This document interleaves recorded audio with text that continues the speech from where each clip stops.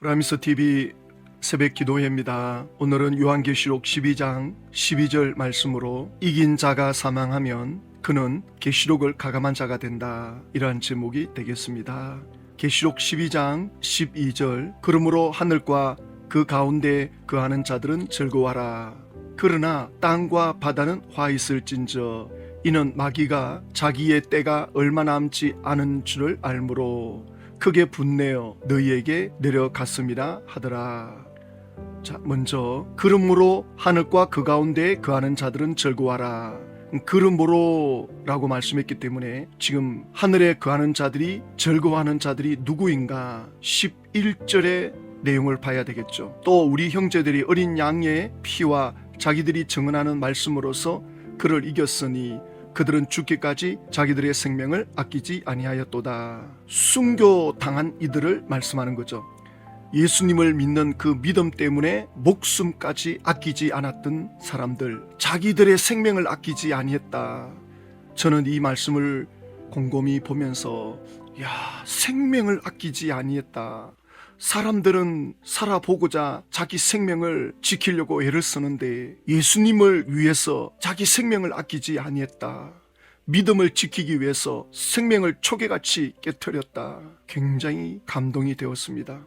그런데 이렇게 자기 생명을 아끼지 아니한 이들이 그 다음 12절에 보니까 그러므로 하늘과 그 가운데 거하는 자들은 즐거워하라. 믿음을 지키다가 천국에 올라간 이들은 즐거워하라는 것입니다. 물론 신천지는 계시록 12장에 나오는 하늘을 장막성전으로 억지로 끼워 맞추죠. 그래가지고는 계시록 12장 1절에 하늘에 큰 이적이 보이니 이 하늘도 유재열 장막성전이 있는 곳이다. 계시록 12장 3절에도 하늘에 또 다른 이적이 보이니 여기도 유재열 장막성전이다. 여기에 큰 붉은 용이 들어왔다. 청지교육원이 들어왔다. 계시록 12장 7절에도 하늘에 전쟁이 있으니 미가엘과 용과 더불어 싸운다. 유재열 장막성전에서 미가엘 천사와 함께하는 신천 총회장, 용과 함께하는 청지교육원, 그래서 전쟁을 치렀다. 교리 전쟁을 했다. 그러다가 계시록 12장에 와서는 내가 또 들으니 하늘에 큰 음성이 있어 이르되 이제 우리 하나님의 구원과 능력과 나라와 또 그의 그리스도의 권세가 나타났으니, 이걸 장막성전으로 해석을 할 수가 없어요. 지금까지 장막성전은 배도한 곳이고 마귀가 득실거린 곳이고 전쟁하는 곳인데 여기에 하나님의 구원이 이루어졌다. 하나님의 나라가 이루어졌다. 예수 그리스도의 권세가 나타났다. 장막성전에서 이게 말이 안 되잖아요. 그러니까 마태복음 18장은 10절 말씀을 전혀 설명하지 않고 구렁이 담 넘어가듯이 슬쩍 넘어가 버립니다. 전혀 성경 해석을 원칙을 따르지 않고 그때그때 자기들한테 끼워 맞추는 자의적인 성경 해석을 하고 있는 거죠. 신천 총회장은 이건 영계에 있는 일이다. 그동안 장막성전에 해놓고 여기 와서는 또 영계에 있는 일이다. 그럼 왜 여기가 영계가 되는지 설명을 해줘야 될 것 아닙니까? 전혀 설명을 못하고 있죠. 자, 그리고 오늘 그러므로 하늘과 그 가운데 거하는 자들은 즐거워하라. 믿음을 지키다가 순교한 그들이 천국 하늘에 들어갔는데 그들은 즐거워하라. 그러나 이제 마귀는 땅으로 내려왔다. 본격적인 시험이 땅에는 시작이 되었다. 그러므로 진정으로 기뻐하고 즐거워할 곳은 천국이다. 과연 이것을 얼마나 사람들이 믿을 수가 있겠어요? 개똥밭에 굴러도 저승보다 이승이 좋다고, 이 땅에서 사는 것을 더 좋아하지 죽음 이후에 천국에서 즐거워한다는 이 감격을 실감하기가 쉽지가 않는 거죠. 예수님이 예배해 놓으신 그 천국에서 구원받은 영혼들이 즐거워하는 그것이 우리 인간의 이성으로는 정말 이해하기가 어렵죠. 순교한 그들이 하늘나라에서 즐거워하라. 이 말씀을 지금 하고 있는데 마태복음 18장이 이 본문을 어떻게 설명하는지 보십시오. 그러면 용과 싸워 이긴 하늘에 거하는 자들은 과연 누구일까요? 용의 무리와 싸워 이긴 아이와 형제들을 두고 하시는 말씀입니다. 다음에는 이 용에게 화를 당하는 땅은 배도한 장막선민을 두고 하시는 말씀이고요. 바다는 짐승에게 속한 세상을 두고 하는 말씀이었습니다. 그러면 용이 화가 난 이유가 또 있겠죠. 이거는 계시록 20장 2절의 말씀처럼 이 용이 무저갱에 갇힐 날이 얼마 남지 않았기 때문에 바로 화가 난 거죠. 그래서 이 사단은 결국 어디에 들어가게 되느냐? 무저갱에. 네. 그러면 용과 싸워 이긴 하늘에 거하는 자들은 누구냐라고 할 때 아이와 형제들을 두고 하시는 말씀이다. 지금 하늘에 들어간 이들이 누구냐? 용과 싸워 이긴 자. 청지기 교육원을 용이라 그러는데 그들을 이긴 신천지 총회장과 형제들이 장막성전에 들어가서 왜 즐거워합니까? 장막성전이 있나요? 1984년도에? 서울 대공연이 들어오면서 장막성전도 이미 다 끝나고 없고 이미 그 전에 장막성전은 심판을 받아 뿔뿔이 다 흩어졌고 멸망을 받아서 계시록 6장에서 해달 별이 다 떨어지고 계시록 7장에서 새하늘 새 땅이 시작되어 신천지 하나님의 나라가 창조되었다 해놓고는 장막성전에 들어가가지고 즐거워한다고? 하늘에 가는 자들은 아이와 형제들을 두고 하는 말이다. 앞에 말이 다르고 뒤에 말이 달라요. 전혀 근거 없는 아무런 증거도 없는 그냥 그때 그냥 끼워 맞추는 이건 거짓말입니다. 이건 나중에 다 들통납니다. 그러면서 또 이렇게 말하죠. 마태의 집화장은 다음에는 이 용에게 화를 당하는 땅은 배도한 장막 선민을 두고 하시는 말씀이고요. 신천지에서는 하늘과 땅을 장막 성전이라 그랬거든요. 계속 그렇게 해석을 해왔단 말입니다. 방금 계시록 12장 12절에서 하늘에 거하는 자들은 즐거워하라. 그 하늘에는 이긴 자들이 들어가 있고 지금 이 땅은 화가 있을진저 용들이 있는 곳이다. 지금 이게 말이 안 된다는 거 조금 감이 잡히시나요? 지금 하늘과 땅은 장막 성전이거든요. 지금까지 신천지가 그렇게 해석을 해왔습니다. 그런데 갑자기 같은 장막 성전에서 하늘 장막 성전은 이긴 자가 기뻐하고 있고 땅인 성전에서는 용이 지금 거기에 들어가 있고 배도한 장막 성민을 두고 하는 말이다 그러고 그러면 장막 성전 안에 이긴 자들과 유재열 장막 신도들과 같이 지금 섞여 있다는 뜻 아닙니까?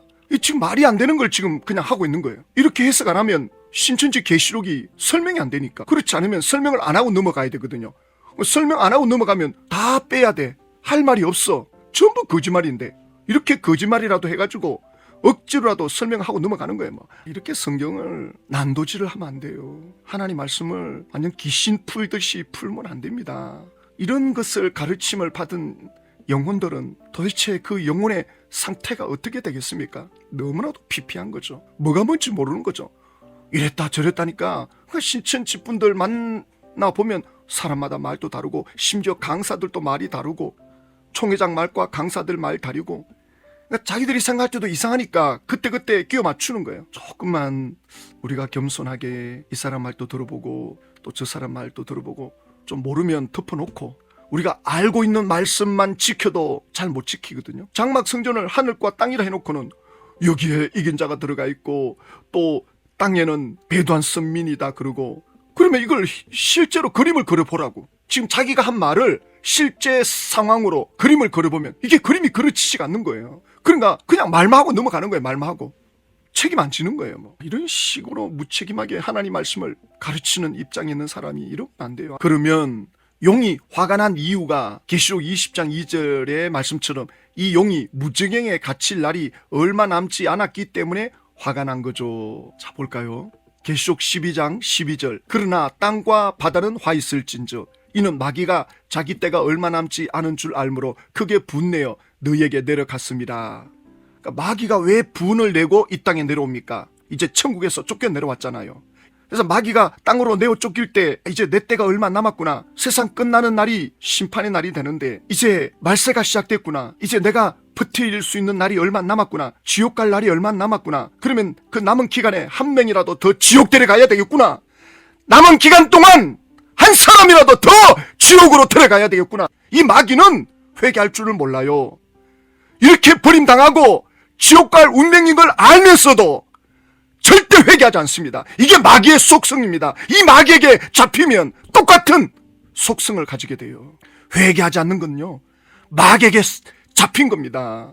회개가 누구나 할 수 있습니까? 아무나 회개할 수 있나요? 성령의 역사 아니면 회개할 수가 없습니다.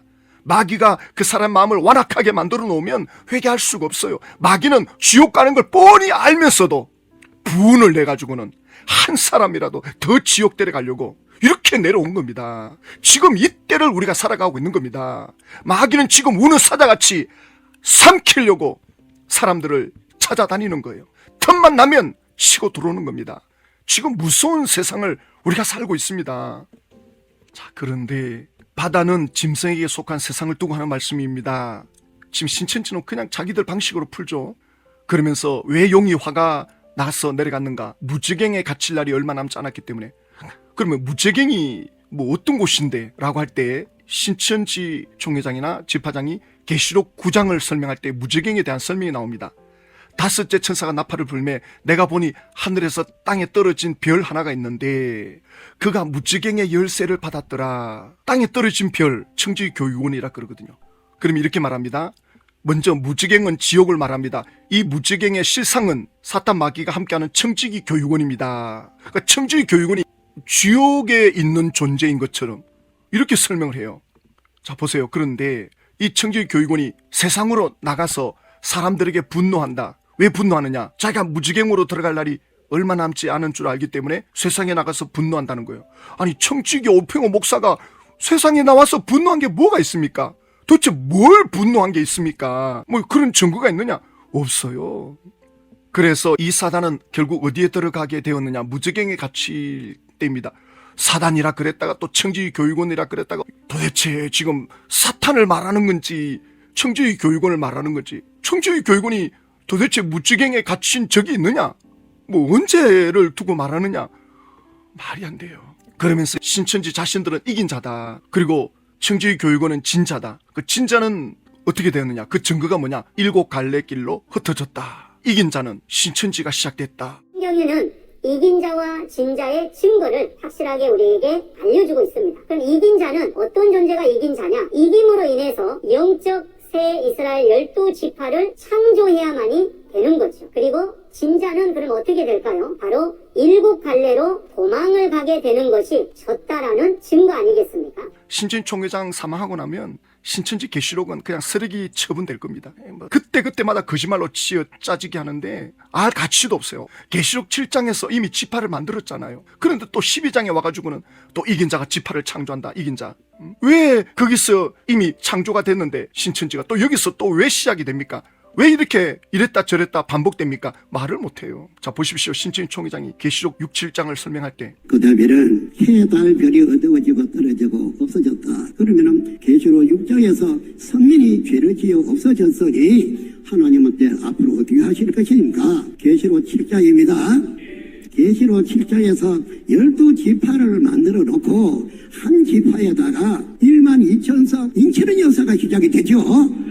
그러면은 12지파를 만들어야 되겠고 그러면 한 지파에 12,000석 만들어줘야 되겠죠.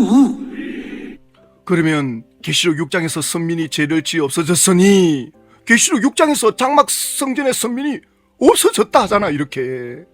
그리고 7장에서 12지파를 만들어 놓고 인치는 역사가 시작이 됐다. 12장 여기 와가지고는 또 이긴 자가 신천지를 시작한다. 그러면 왜 반복되는지를 설명해 줘야 되는데 안 한다고요.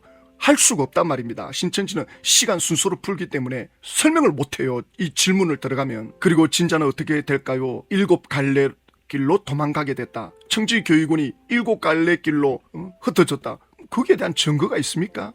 증거가 없습니다. 그리고 오평원 목사님이 그 법정에 나와서 이렇게 증거를 하잖아요. 이만희 총회장이 장막성전에 가서 그 증인하고 청지기 교육원 소속의 목사들을 향해서 너희가 멸망자다, 땅의 짐승이다라고 외치면서 싸운 적이 있다는데 혹시 그런 적이 없습니까? 이만희라는 사람 제가 지금 이 순간까지도 본 적이 없고 만난 적도 없습니다. 그 평생에 이만희 총회장을 본 적도 없고 만난 적도 없다. 예. 이만희 씨가 3, 4일에 걸쳐서 장막성전에 와서 너희는 멸망자고 짐승이다라고 외치는 일은 전혀 없었다는 거고요. 없었습니다. 그러면 장막성전에 그때 당시에 부교주 김창도, 김명애 등에 의해서 이만희 씨가 폭행을 당해서 코와 이빨과 무릎 관절을 다 다쳤다라고 얘기하는데 그런 일도 없었겠네요. 전혀 저는 그런 일을 모릅니다. 이런 일이 있었다는 증인이 모를 수가 없잖아요. 신명기 19장은 최소한 2-3사람 이상의 말을 들어보고 판단해라. 그렇게 말씀하거든요. 신천지에서 말하는 그 실상은 신천지 총회장 혼자 지어짜낸 이야기입니다. 그 누구도 여기에 동조하는 사람 없습니다. 그래서 결론이 뭐냐? 내가 이긴 자다. 내가 천국 가는 길이다. 진리고 생명이다. 나에게로 오라. 이제 예수 믿고 구원받는 건 2000년 전 사건이다. 완전 사탄이죠. 마귀의 종로로 타고 있는 거죠. 신천지 오면 육체 영생 들어간다. 왕같은 제사장 된다. 곧 이루어진다. 곧 이루어진다. 40년 동안 이 말로 사람들을 전부 세뇌시켜가지고 미치게 만들어 놓고, 그러나 결국 신청희 총회장이 사망하면 이 계시록을 가감한 자는 신청희 총회장이 되는 것입니다. 그러면 재앙이 누구에게 있는가? 누구에게 재앙이 따라가는가를 보셔야 돼요. 더 이상 신천지 총회장을 따라가면 안 됩니다. 사망했는데도 집화장들의 교리 변개해가지고 우기는 내용을 따라가면 정말 그때는 대책이 없습니다. 좀 안타까운 참 현실을 우리가 계속 지금 보고 있는데, 그래도 하나님께서 우리에게 기도의 자리로 이끌어 주셨는데, 우리가 예수님의 이름으로 기도할 때 어둠의 영들의 역사가 떠나갈 것입니다. 하나님께서는 주의 이름으로 기도하는 하나님의 사람들을 귀하게 보십니다. 하나님 아버지, 신천지의 이 거짓말을 깨뜨려 주십시오. 이제 곧 이 모든 것들이 드러날 때 신천지에 있는 택한 자녀들이 예수님께로 돌아오게 하여 주십시오. 예수님의 이름으로 기도드립니다.